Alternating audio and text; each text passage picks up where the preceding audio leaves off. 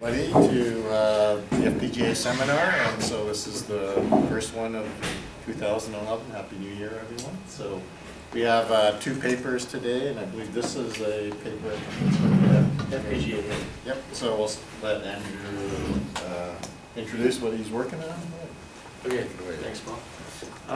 So as Paul said, my name is Andrew Canis, and I'm going to be presenting a short paper we got accepted at FPGA this year, and it's called LegUp, High-Level Synthesis for FPGA-Based Processor Accelerator Systems. So there's a number of people involved in this project. There's myself, Jong Sok and Mark, who are both master's students. We had two summer undergrad students who were helping us out, Victor and Ahmed.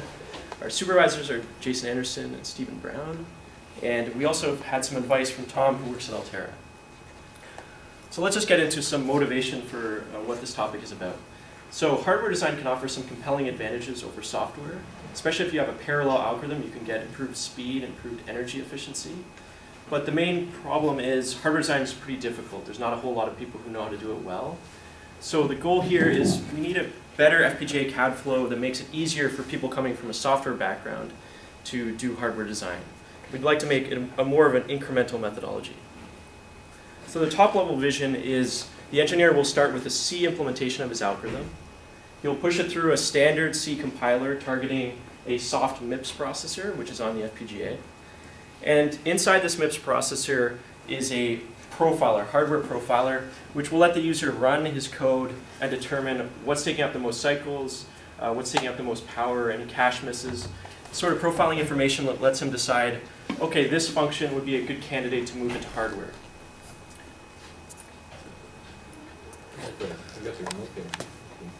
Oh, okay. So these program segments you push into what's called a high-level synthesis tool, which takes a high-level language like C and can produce synthesizable Verilog as output. And when you have the synthesizable Verilog, you can now put that into Chorus and compile what we call hardware accelerators, which are on the FPGA. And you get this sort of co-design system where some of your code's running on the soft processor, and then automatically the control passes into the FPGA to this hardware accelerator. When the accelerator is done, the control passes back. And this should all be transparent to the user. And ideally in the future, we'd also like this section to be automatic as well. You should automatically see, okay, this function looks like a good candidate and move it into hardware. Right now this is a manual process. You have to decide which parts of your program you want to move to hardware. And the nice thing also is the C compiler and this high-level synthesis framework is part of the same code base. We'll talk about that later. And these are just the people involved in the different parts of this project. So the key features that we're offering with LegUp is a high-level synthesis framework that can take in C and produce synthesizable Verilog. We're also going to provide some C benchmarks. So these are C code benchmarks that are sort of typical of the kind of code that you'd want to move into hardware, where you could see some sort of advantage. We have a MIPS processor, a MIPS soft core, and this is from the University of Cambridge. It's called Tiger MIPS. And we also have a hardware profiler, which will let you determine how your program's running. And another very important part of this flow is these automated tests, which run functional simulations and model sim timing simulations to verify that your hardware actually works as you expect it to. And we'd like this all to be open source, freely downloadable, in the same way that VPR is for place and route or ABC is for synthesis. So the overall system architecture looks like this. As I mentioned, you have this MIPS soft processor on the FPGA. We've been targeting Cyclone 2, so Altera FPGAs. So that's connected to an Avalon bus. And you have a number of hardware accelerators which represent these hardened program segments, and they communicate to the processor through the Avalon bus. So what happens is sometimes you'll have global variables which need to be shared between the processor and these accelerators. So for that you need a shared memory controller which either accesses on-chip cache memory or off-chip SRAM. And I should also mention the hardware accelerators themselves have a lot of block grams for the local memory that's used by the hardware accelerator. So the high-level synthesis framework itself is built on an open source compiler infrastructure called LLVM, and this is actively maintained by Apple. It has a vibrant developer community. I was just at the dev meeting last month, over 200 people. It's a great piece, great infrastructure, well designed. And we want to support quite a large subset of C. So we want to support when we move to hardware. So we want to support moving functions to hardware, arrays, structs, pointers, globals. Some of the parts of C which we don't plan to support anytime soon are recursion, So it doesn't really make sense to map a recursive algorithm into hardware. Same with dynamic memory. And floating point operations we just haven't implemented yet, but you could implement it in the future. So ideally, this high-level synthesis framework should be structured similar to LLVM, which is structured as a series of compiler passes, so optimization passes. So high-level synthesis is generally broken down into a few different stages of operation. So you have some user constraints, so timing constraints, area constraints, what type of FPGA you're using. And then you have an allocation stage which maps out roughly how your circuit architecture is going to look. You have a scheduling pass which determines for each operation which state, which cycle do I actually want to perform that operation, build up a finite state machine. You have a binding pass which shares any resources, and you have a pass that actually generates the RTL Verilog. So ideally this should be flexible so you can swap in and out the binding pass or the scheduling pass. We've had some feedback from Tom that the code isn't quite clean and modular yet, so I'm still working on this. It's a work in progress. So far what we've built up is a simple scheduler. So it's called as soon as possible. So each operation is scheduled in the state right after all its dependents all of its dependent operations are available. And our scheduler also supports operator chaining. So for instance, if you have a clock period that has some space to spare, you could have a few dependent adds within the same cycle. And we also support multi-cycle operations, which you need for, let's say, a divider. You can't have a divider happening in one cycle. You need to pipeline that over many cycles. In terms of resource sharing, our binding algorithm is a heuristic called weighted bipartite matching. And generally in FPGAs, muxes are expensive, so you generally don't want to share an adder using a mux, so roughly the same area. But we do share the bigger units like dividers, multipliers. And we haven't focused at all on register sharing because FPGAs are pretty register rich. In terms of the C benchmarks that we provide, most of these are from a paper that was published September 2009, and they're called the CH-Stone benchmark suite. And I've listed the sort of applications that we have here. They're sort of typical of the high-level synthesis domain. So we have some software-emulated 64-bit double precision operations, some encryption applications, JPEG decoder. We also added DryStone because it's just a typical CPU benchmark. And the great thing about these benchmarks is they have golden input and output test vectors. So one of the most important things in high-level synthesis is you have this C code, you've mapped it to hardware. You want to verify that the hardware matches the software. So this is a crucial thing to have. It's almost like a built-in self-test. And as far as I know, no other academic tools could actually support the CH-Stone benchmark suite because they use quite a lot of C syntax and C semantics that the previous academic tools didn't support.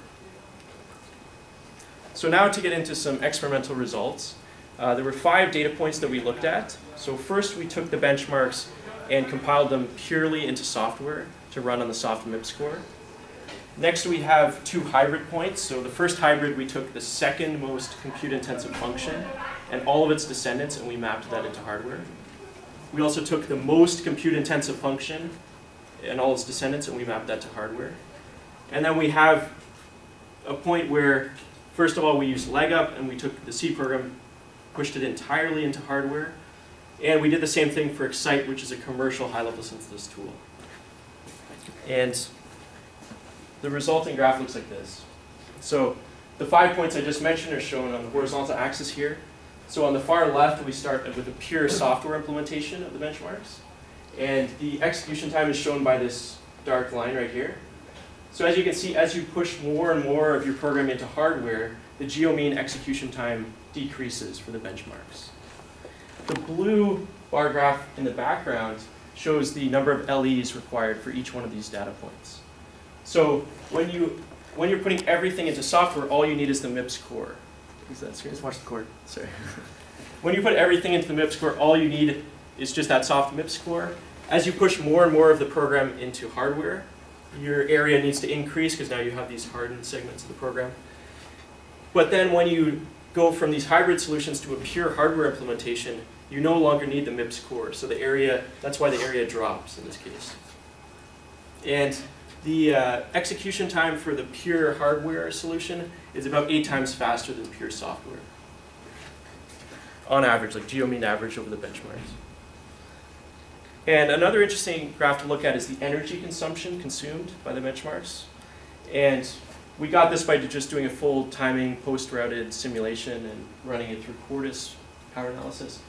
And as you can see, as you go from software to a full hardware, your energy drops dramatically. In the extreme case where you're in pure hardware, you get about 18x less energy than a software implementation. So the energy results are pretty compelling. So one of the questions you'd like to ask is, how does our high-level synthesis tool compare to a commercial tool?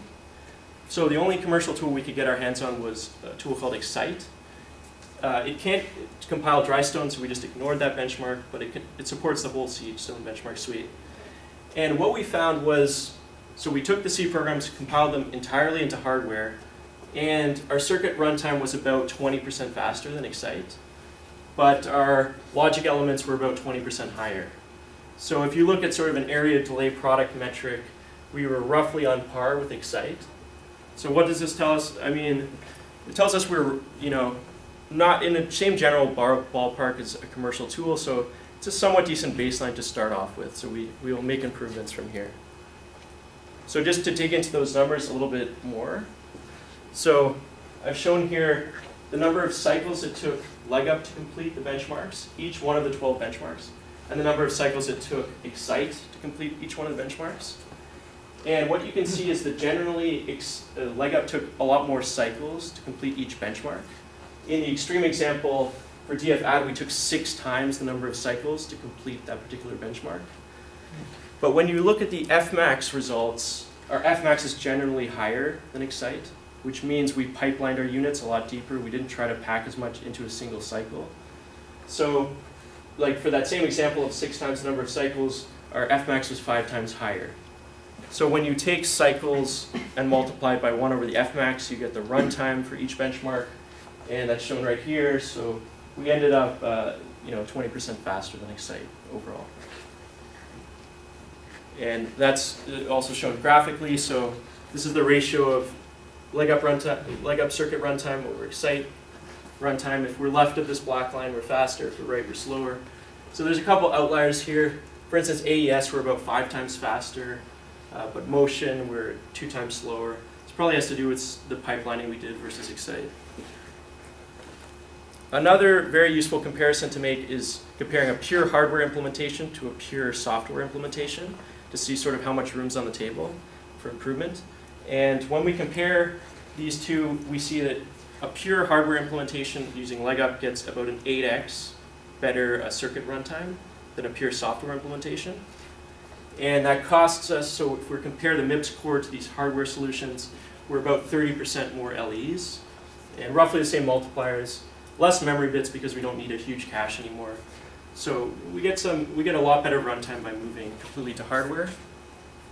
And if we break that down into each benchmark, we can see for a couple, especially the 64-bit emulated instructions, benchmarks, you can get quite a big speed up. So let's say for double precision sine, we get a 35x speed up. So there are some cases where you get a huge speed up, just depends on the benchmark you're looking at. So just ongoing work in this project. We're looking into the overall system architecture. So the memory hierarchy, we're looking into maybe having multiple clock domains for each hardware accelerator. There's lots more work to do in the high-level synthesis portion. I really need to implement modulo scheduling for loop pipelining. I don't have any loop pipelining right now. I really need to refactor the code before this paper gets published based on the feedback I've got. And it would also be nice to do some more hardware profiling and make it so it's more automatic, so portions of your program automatically move to hardware. And yeah, that's everything. Okay, thanks.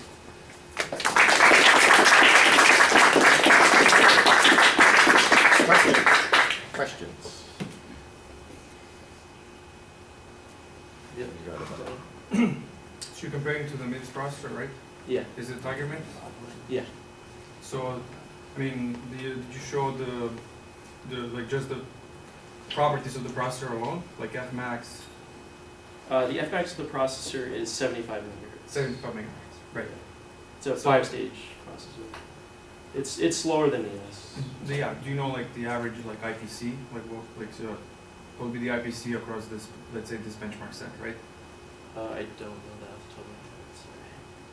Right, because the IPC, like for example, like NEOS is also like 5-stage, right? Yeah. And they say like the IPC would usually be like around 1 in most cases, right? When you have like a huge data cache and huge instruction cache, so you take that out of the equation, right?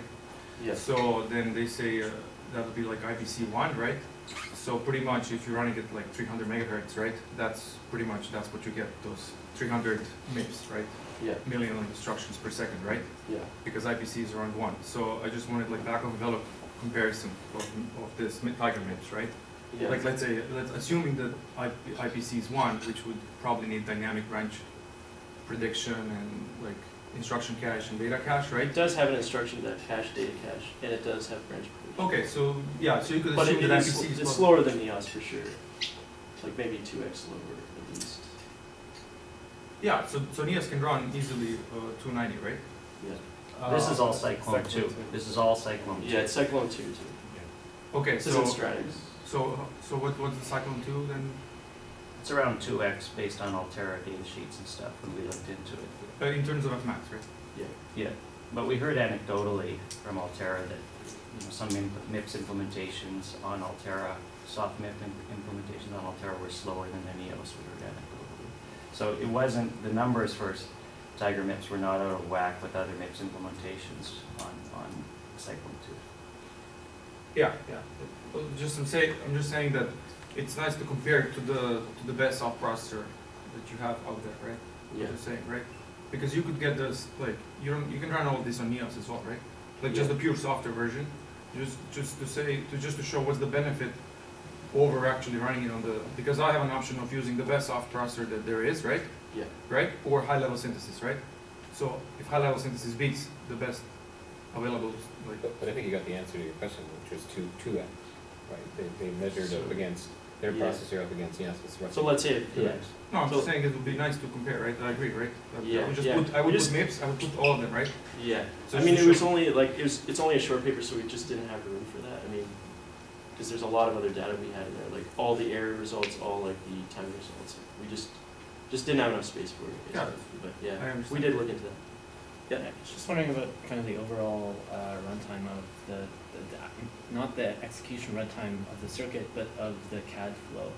Of the CAD flow? Oh, it's on the order of like seconds. Really, it's like really. It's really fast. Well, if you don't include the Quartus, like the Quartus side, right? Just Like the taking high-level C part. code and converting it to Verilog. For our implementation, it's really fast. Excite was slower. Like Excite for some of the larger benchmarks took like a day to run. But it's probably because they had some MP hard algorithms which they just hadn't optimized that well. All our algorithms are like polynomial time. They complete really fast. So, yeah. Okay, another question about your tool versus Excite. You answered the first one about compile time. It's about register usage. So you say that your tool tends to pipeline more than Excite. Yeah. Do you know how much register usage it has compared to Excite?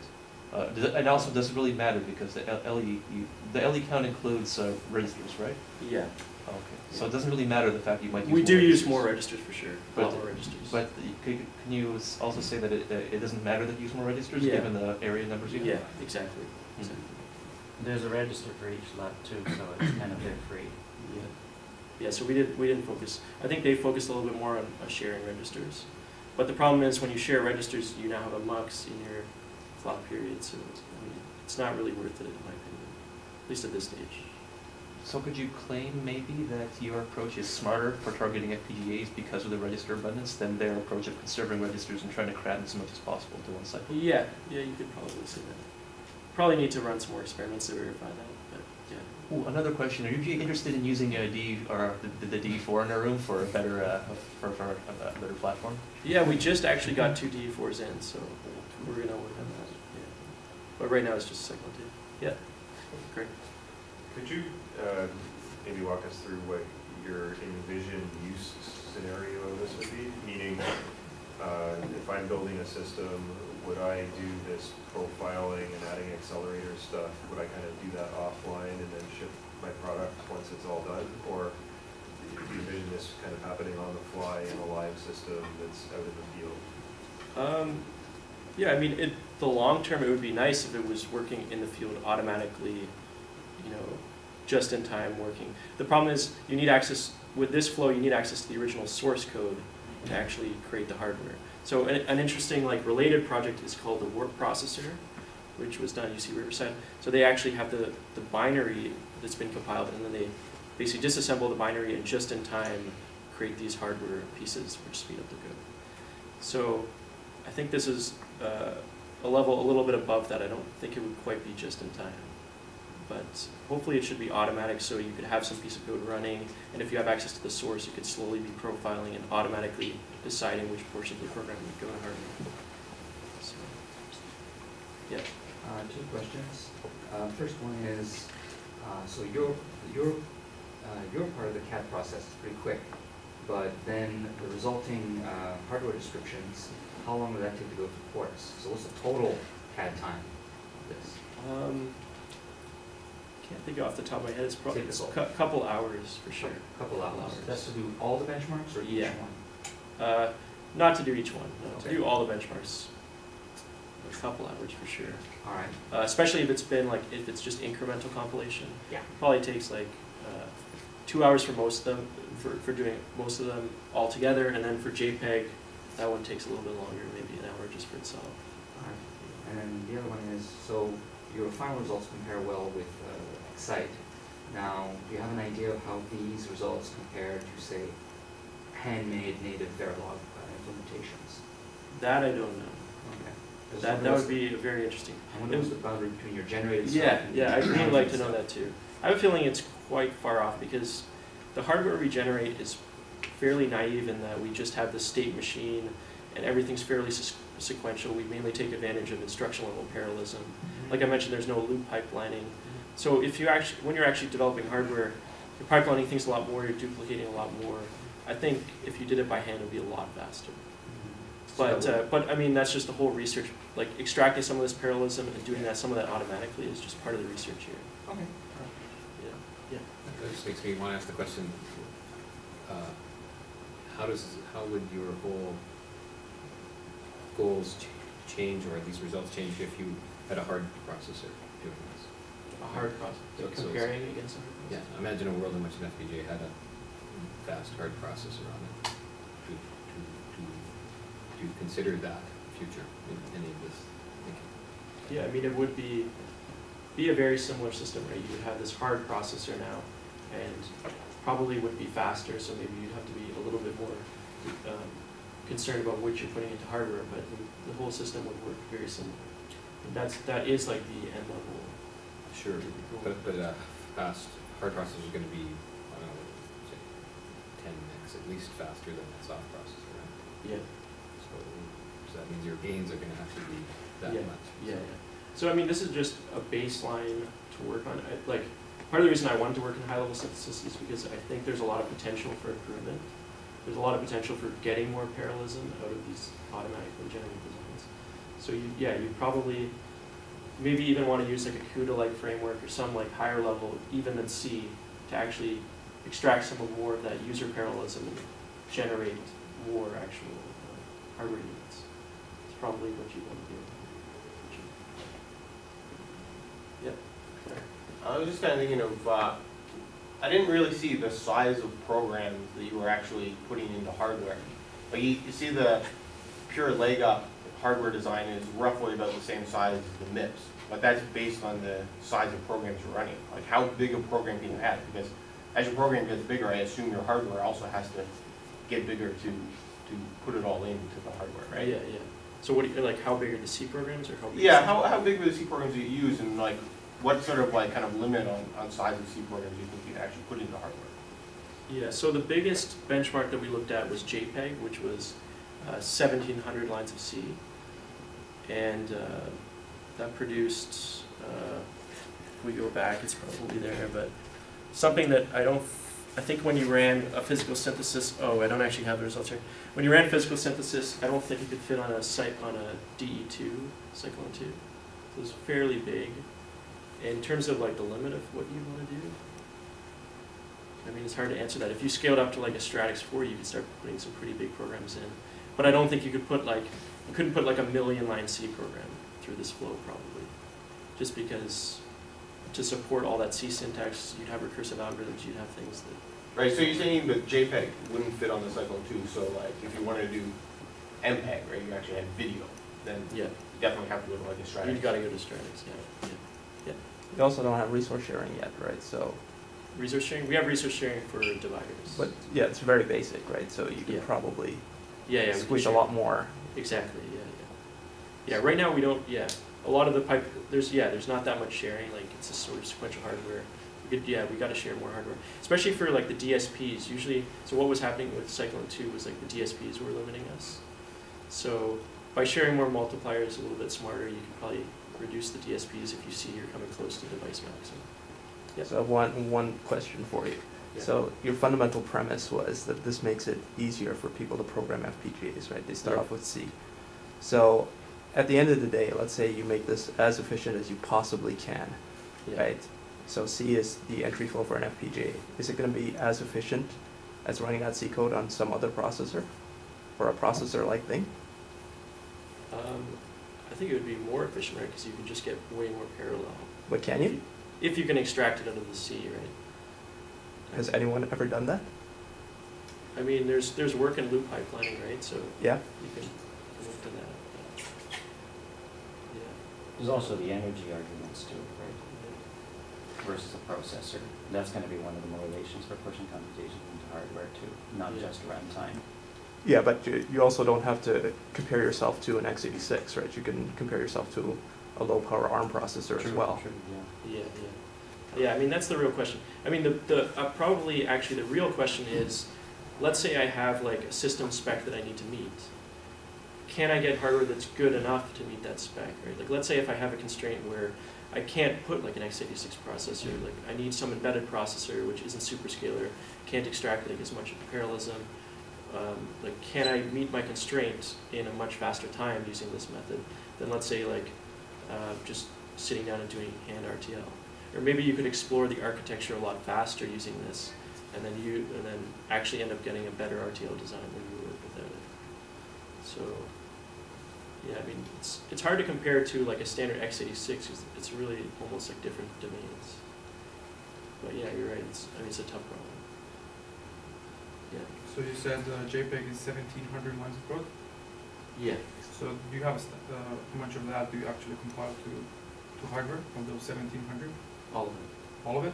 Yeah, that doesn't include comment lines or. So why all of it? It was just to show like what would happen if you compile the whole thing. Okay.